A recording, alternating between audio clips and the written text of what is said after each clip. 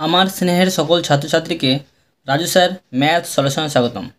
আজ আমি তোমাদের কোষে দেখি 19-এর 12 দাগ থেকে শুরু করে বাকি অঙ্কগুলো শেখাবো। আমি এর আগের ভিডিওতে আগের অঙ্কগুলো শিখেছি, তোমরা সেগুলো দেখে নিতে পারো। আজকে আমি তোমাদের খুব সহজ পদ্ধতিতে এবং সঠিক নিয়মে অঙ্কগুলো শেখাবো। তোমরা পুরো ভিডিওটা ভালোভাবে দেখবে, নয়তো বুঝতে পারবে না এবং বেশি দিন মনে রাখতে পারবে না। চলো শুরু করি। তোমরা অঙ্ক করার আগে অবশ্যই খাতায় কিন্তু মার্জিন টেনে নেবে। মার্জিন টানলে কী হয়, খাতা দেখতে ভালো লাগে, অঙ্ক করতে ভালো লাগে। যেই স্যার খাতা দেখে সেই স্যার খুশি হয়। আমি শেখাবো কোষে দেখি 19, লিখে নিচ্ছি। কোষে দেখি 19। তোমরা অঙ্ক বোঝার সময় অবশ্যই কিন্তু পাশে বই রাখবে, তাতে তোমাদের বুঝতে সুবিধা হবে। 12 দাগে শেখাবো, 12 দাগ লিখে নিচ্ছি। প্রশ্নে কী করতে বলা হয়েছে দেখো। তোমরা অঙ্ক করার আগে অবশ্যই কিন্তু প্রশ্নটা ভালোভাবে পড়বে, নয়তো প্রশ্ন বুঝতে না পারলে অঙ্ক করেও কোনো লাভ দেবে না, কারণ বেশি দিন মনে থাকবে না। বলা হয়েছে, আমার মামা 1000 টাকার একটি চেক ব্যাংক থেকে ভাঙালেন। তিনি কয়েকটি 5 টাকার নোট ও কয়েকটি 10 টাকার নোট পেলেন। যদি মামা মোট এতটি নোট পেয়ে থাকেন, তাহলে কতগুলি 5 টাকার নোট পেলেন দেখি। দেখো এখানে শুধু 5 টাকার নোটের কথা বলা হয়েছে, বের করতে বলা হয়েছে, আর 10 টাকার নোটের কথা কিন্তু বলা হয়নি। তো শুধু 5 টাকার নোট সংখ্যা বের করব, কতটি পেয়েছে। দেখো খাতায় লিখে নেব মোট নোটের সংখ্যা। মোট নোটের সংখ্যা, মোট নোট কতটি ছিল? 137টি। এবার ধুরি দিয়ে করব, ধুরি। 5 টাকার মোট নোট, 5 টাকার মোট নোট সমান XT, এবং 10 টাকার নোট সমান, দেখো মোট নোট থেকে 5 টাকার নোট বাদ দিলে কিন্তু 10 টাকার নোট বেড়ে যাবে। তো মোট নোট এতটি ছিল, তার থেকে 5 টাকার নোট যদি বাদ দিয়ে দিই, বেড়ে যাবে কি, এটা হচ্ছে তোমার 10 টাকার নোট। টি লিখে দেব। আবার বলেছে মোট টাকার পরিমাণ কিন্তু 1000 টাকা ছিল, তো লিখে নেব। আবার মোট টাকার পরিমাণ সমান 1000 টাকা। এবার কী করব, সমীকরণ গঠন করার আগে প্রশ্নানুসারে বা শর্তানুযায়ী লিখে নেব। লিখে নিচ্ছি প্রশ্নানুসারে, মানে প্রশ্ন যেটা বলা হয়েছে সেটা। প্রশ্নানুসারে কি বলা হয়েছিল? 5 টাকার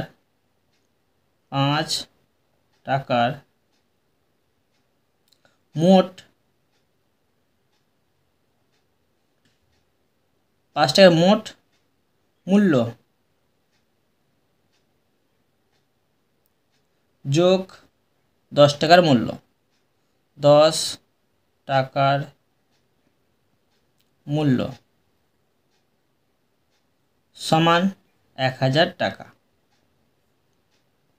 বা এই মতো লিখতে পারতে, 5 টাকার মোট নোট যোগ 10 টাকার মোট নোট সমান 1000 টাকা।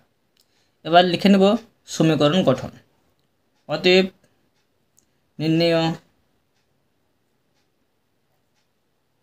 সমীকরণ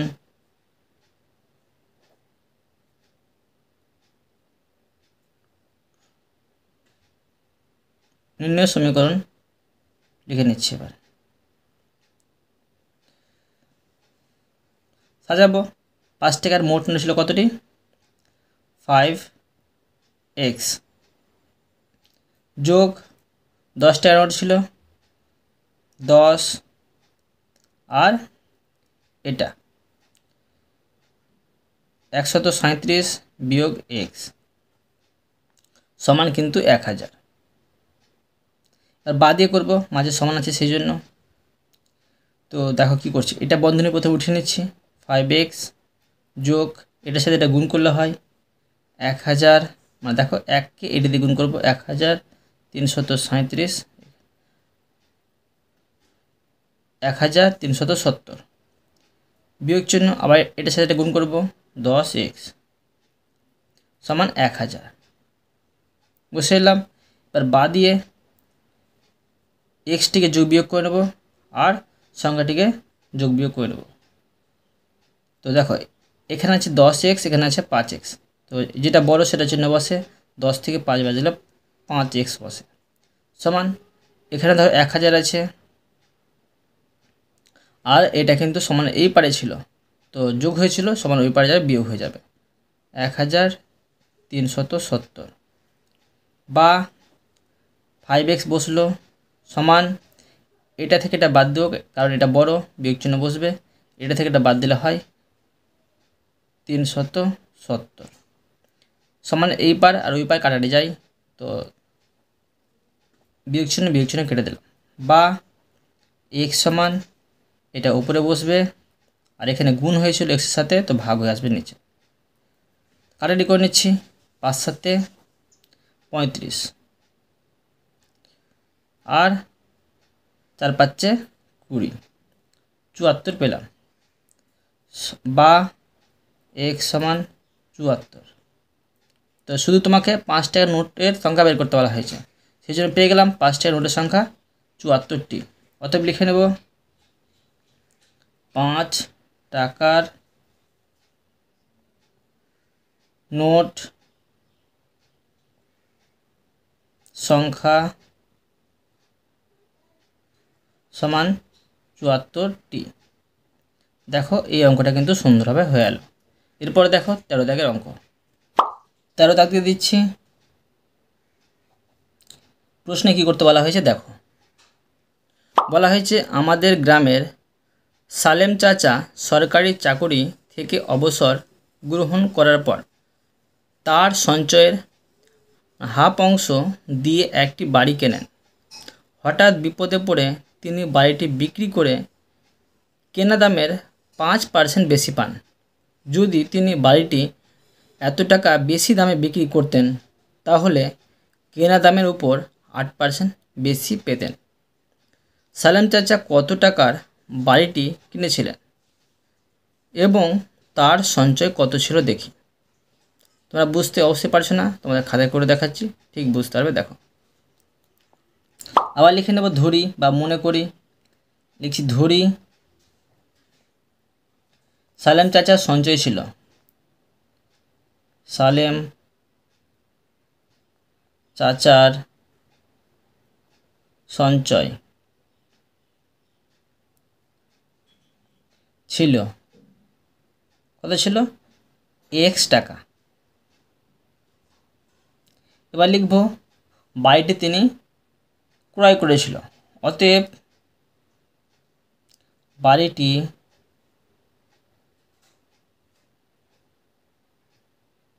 ক্রয় মূল্য, মানে যেটাতে কিনেছে, ক্রয় মূল্য সমান এক্সটা উপরে দেব আর নিচে দেব 2, কারণ দেখো হাফ অংশ হাফের সাথে কিন্তু এটা গুণ করতে হলো, 1 এর 2 এর সাথে এটা গুণ করলে এটাই হয় টাকা। এবার লিখব বিক্রির সময় কেনা দামের উপর 5% বেশি পান। হ্যাঁ, তো অতএব বেশি পেয়েছেন কত, দেখো লিখে নিচ্ছি বিক্রির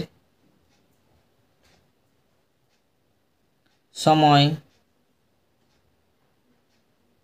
কেনা দামের উপর 5% বেশি পান। তো অতএব কত বেশি পেয়েছেন, অতএব পেয়েছেন বেশি পেয়েছেন, অতএব বেশি পেয়েছেন। বেশি পেয়েছেন। 5% বলেছে, পার্সেন্ট বললেই নিচে 100, উপরে 5, নিচে 100, গুণ চিহ্ন। কত টাকার মধ্যে বেশি 5% বেশি পেয়েছে? এত টাকার মধ্যে, তো x/2 এটা বসিয়ে নিলাম। এবার দেখো, কিন্তু 8% বেশি যদি পেত তো তার পাওয়া কত হতো? তো লিখে নেব, যদি 8% বেশি পেতেন তবে তিনি বেশি পেতেন সমান কত বেশি পেতেন? দেখো 8%, তো 8 উপরে, পার্সেন্টের জন্য নিচে 100, গুণ চিহ্ন, আর কতর মধ্যে? x/2 এর মধ্যে, তো x/2 বসিয়ে দিলাম। এবার দেখো প্রশ্নানুসারে বা শর্তানুযায়ী, যেটা প্রশ্নে বলা হয়েছে সেটা লিখে নেব। প্রশ্নানুসারে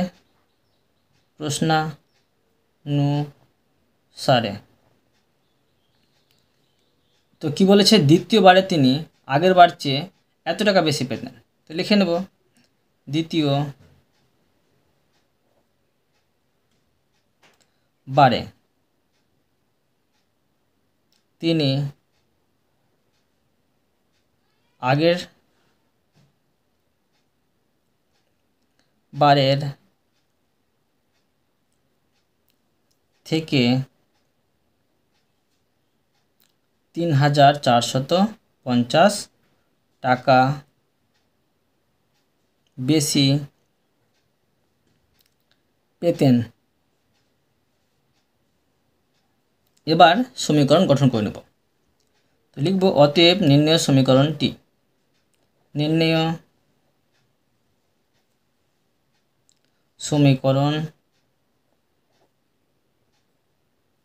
সমীকরণটি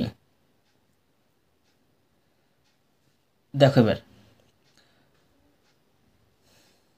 দ্বিতীয়বার থেকে প্রথমবারটা বাদ দিব, সমান কিন্তু তোমার 3,450 হবে। তো দ্বিতীয়বারটা কত পেয়েছি? এত, 8/100 গুণ চিহ্ন, এটা গুণ চিহ্ন হবে, আর এখানে x/2। এটা থেকে বিয়োগ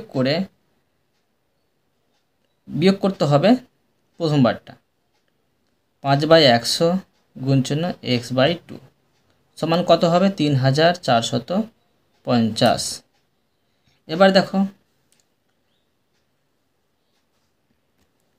এটা গুণ করে বসে নেব বা দিয়ে। দেখো এটা কাটাকাটি যাবে, 4 দুগুণে 8, এখানে কাটাকাটি যাচ্ছে, কাটাকাটি যাচ্ছে না, এখানে যাবে, তো এখানে কাটাকাটি করে নিচ্ছি, 5, 20, 100, আর উপরে থাকছে 1, কিন্তু 8ও কাটাকাটি যাচ্ছে। দেখো এখানে থাকছে 4, 25, 100, তো উপরে 1 থাকছে, আর 1-এর সাথে x গুণ করলে x হয়, আর নিচে থাকছে তোমার 25, বিয়োগ চিহ্ন, এটা গুণ করবো, উপরে থাকছে x, নিচে থাকছে 20কে 2 দিয়ে গুণ করলে হয় 40, সমান 3,450। এবার ভগ্নাংশের এটা বিয়োগ করে নেব, দাগ টানলাম, 3,450 বসিয়ে দিলাম, 25 আর 40 লসাগু করব, যেটা হবে সেটা বসাবো। 25 আর 40 লসাগু করছি, দুটোই কিন্তু 5 দিয়ে যাচ্ছে, 5 5 25, আর 5 8 40, আর যাচ্ছে না, তো 5 5 25 পেলাম, আর 25কে 8 দিয়ে গুণ করলে হয় 200। তো এখানে 200 বসিয়ে দেবো, 200কে 25 দিয়ে ভাগ করলে হয় 8 হয়, তো 8কে x দিয়ে গুণ করবো, 8x বসলো, বিয়োগ চিহ্ন, আবার 200কে 40 দিয়ে ভাগ করলে হয়, তার 5 20, 5 হয়, 5কে x দিয়ে গুণ করলে হয় 5x, হয়ে গেল। এবার দেখো বা দিয়ে এটা থেকে এটা বিয়োগ করে নেব, 8 থেকে 5 বাদ দিলে হয় 3x, নিচে হয় 200, সমান এটা বসিয়ে নেব 3450। এবার দেখো বা কোনা কোনা গুণ করতে হবে, এর নিচে 1 আছে 3x আর 1 গুণ করলে হয় 3x সমান এটার সাথে এটা গুণ করলে হয়, গুণ না করে আমি কি করে নিয়েছি এটা বসিয়ে নিয়েছি 3450 গুণ চিহ্ন 2000। এবার বা দিয়ে এটা এক্সটা বসাবো সমান এটি আবার বসিয়ে নেব 3450 গুণ চিহ্ন 200 বাই এটা 3টা এক্সের সাথে গুণ হয়েছিল নিচে আসবে ভাগ হয়ে চলে আসলো। এবার কাটাকাটি করতে হবে, দেখো এটার সাথে এটা কাটাকাটি করে নিচ্ছি, 3 1 3 আবার 3 1 3, 1 আর 5 থাকে তো হচ্ছে তোমার 3 5 15 আর 0 আর কাটাকাটি যাচ্ছে না, তো বা এক সমান 80 গুণ করে বসিয়ে নেব। দেখো গুণটা কত তোমার শর্টকাটে শেখাচ্ছি, দেখো 5 দুগুণে 10, 1 থাকে আর 2 1 2 আর 1 3 হলো আর 2 1 2 আর এখানে একটা শূন্য এখানে দুটা শূন্য 3টা শূন্য হলো 3টা শূন্য বসিয়ে নেব। এই মধ্যে কিন্তু শর্টকাট করে গুণ শিখে দিলাম। অতএব কী পেলাম, সালেম চাচার সঞ্চয় ছিল এত টাকা। অতএব সালেম চাচার সঞ্চয় ছিল সমান 2000 বলছি একক দশক শতক হাজার অযুত লক্ষ 2,30,000 টাকা। এবার দেখো অতএব বাড়িটি কিনেছিলেন কত টাকা দিয়ে, অতএব বাড়িটি কিনেছিলেন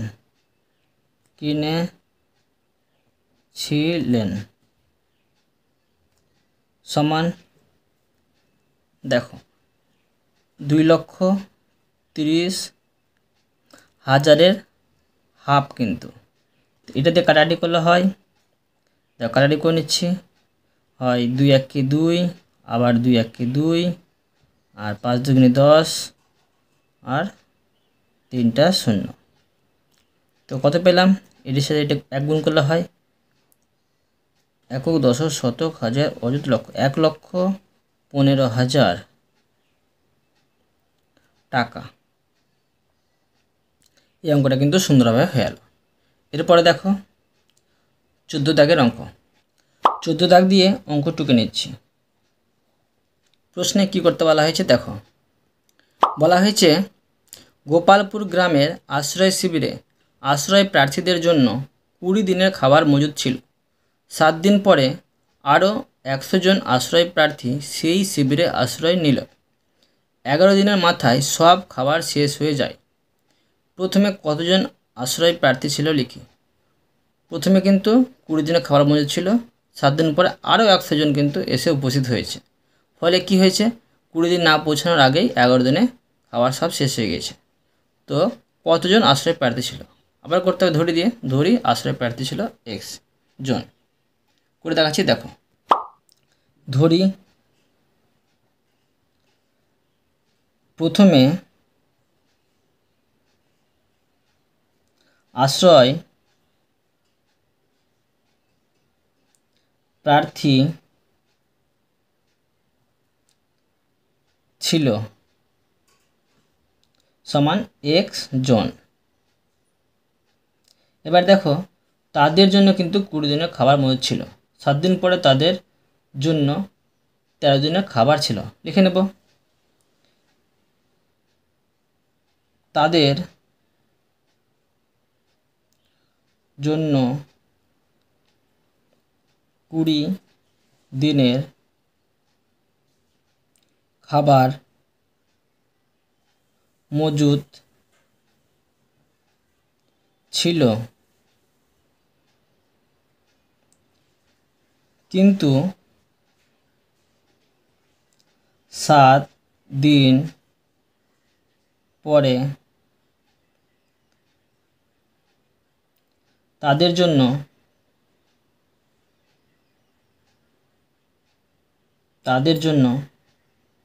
20 থেকে 7 বিয়োগ করলে 13 দিনের খাবার ছিল, দিনের খাবার ছিল। কিন্তু নতুন আরও 100 জন শিবিরে এসেছে, শিবিরে এসেছে এসেছে তো অতএব আশ্রয় প্রার্থীর সংখ্যা এখন কত হলো দেখো। আশ্রয় প্রার্থীর সংখ্যা এখন হলো আগে কত ছিল, x জন, তার মধ্যে 100 জন এসেছে, x যোগ 100 জন। এবার এবং তাদের ওই খাবার কিন্তু 11 দিন চলেছে, এবং লিখে নিতে পারি, এবং তাদের ওই খাবার 11 দিন চলেছে।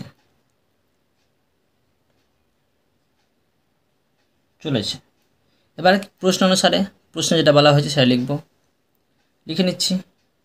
প্রশ্নানুসারে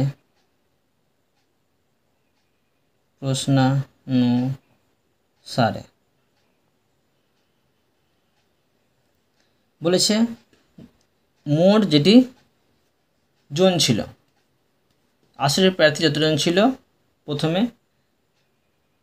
তাদের কিন্তু 11 দিনের খাবার ছিল। তো লিখে নেব x জনের খাবার, x জনের খাবার ছিল 13 দিনের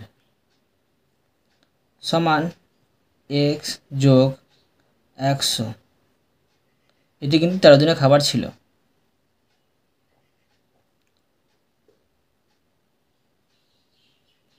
এত জনের x জনের 13 দিনের খাবার সমান x জনের খাবার ছিল সমান x যোগ 100 জনের 11 দিনের খাবার, মানে 11 দিনের খাবার। এবার লিখব সমীকরণ গঠন। অতএব নির্ণেয়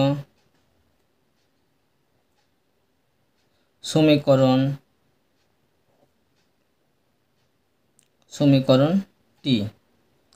দেখো তোমাদের মধ্যে যারা যারা এতবার অঙ্ক করতে পারবে না তারা এতটি লেখার প্রয়োজন নেই, তোমরা শুধু এইটি লিখবে, লেখার পর কিন্তু সমীকরণ গঠন করে নেবে, তবুও কিন্তু হবে। আর যারা পারবে তাদের পক্ষে খুবই ভালো, তোমরা কিন্তু সম্পর্কটা করবে। এবার সমীকরণ গঠন করে নিচ্ছি, দেখো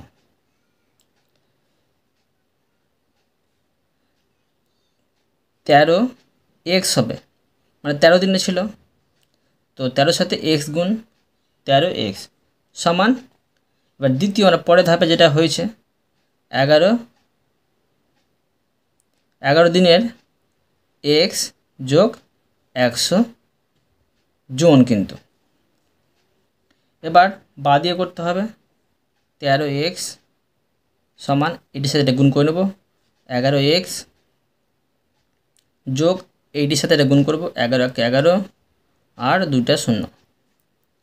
এবার দেখো বা 13x এদিকে ছিল, এক্সটা যোগ হয়ে এদিকে চলে আসবে বামে, তো হয়ে যাবে বিয়োগ চিহ্ন 11x সমান এটা এখানে থেকে যাবে 1100। বা এটা দেখো এটা থেকে বিয়োগ করা যাবে, তো 13 থেকে 11 বাদ দিলে হয় 2x বা 2x সমান এটি বসে নেব।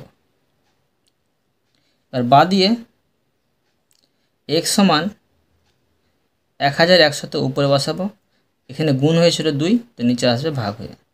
এবার কাটাকাটি করে নেব। দেখো 5 দুগুণে 10, এখানে 1 থাকে, আবার 0 থাকে, তো 5 দুগুণে 10 আর একটা 0, কত হলো 550 জন, বা x সমান 550 জন। তো x সমান বেরিয়ে গেল 550 জন। লিখে নেব আশ্রয় শিবিরে প্রথমে 550 জন ছিল। অতএব আশ্রয়